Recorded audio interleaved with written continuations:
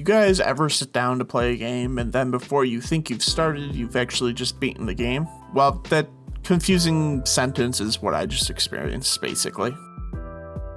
Welcome to Scratch the Itch, a series where I play indie games from itch.io and try to find ones that scratch that gaming itch we sometimes get. Today we're setting our eyes on Mori Adventures by Kantakero today. The game is a 3D puzzle platformer with the main goal being to find the ingredients necessary to create a potion. You play as a silkworm and you must create this potion to help cure their mother. The player progresses by solving puzzles which are based on interactions with objects around the island or paths hidden within the environment, and you can explore an open world made of many islands. This game is the developer's second semester university project, first time for everything, including being grilled by some no-name YouTuber who plays and reviews indie games from itch.io. The game is free to play and is only released on Windows. So I like the atmosphere and the world design. It screamed fantasy, really screamed it. And the floating islands idea is really cool. It got me interested in exploring. I think this is really well done and a great foundation for what the game is trying to be. Unfortunately though, this is all I really liked and enjoyed about the game. What I said in my intro was true. I played this game for a total of 2 minutes and 40 seconds. That is it. You will probably see this gameplay looped.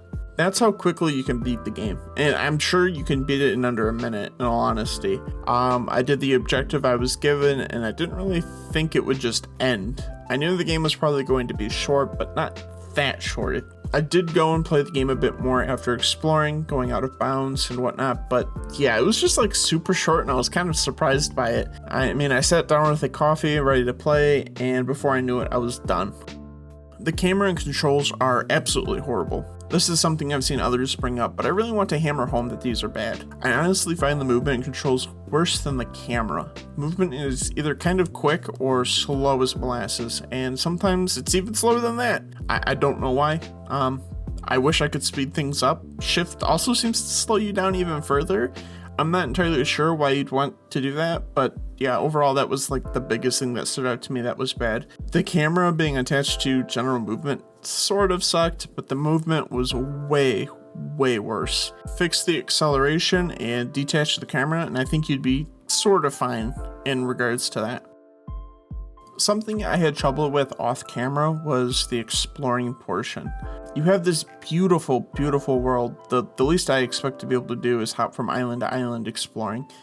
Unfortunately, I could never quite jump high enough to get to certain islands or go the distance to get to others. I was more or less stuck on the home island or the really big one with the waterfall. I'd have loved to explore more. I really would have. My real recommendation here would be to have like air pockets or things like around the edge of an island that just shoot the player up and then allow us to open our wings and like glide around. I think that would be a really cool way to get from island to island and really let players explore the world you've created, because from afar it looks really pretty and looks really cool, and I would like to see it closer up. Puzzles.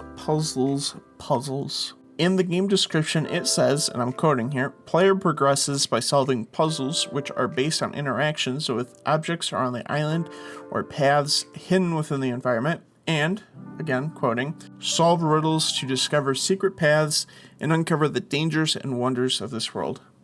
I beat the game in 2 minutes and 40 seconds. Do you want to take a guess about how many puzzles or riddles I came across? That's right, 0.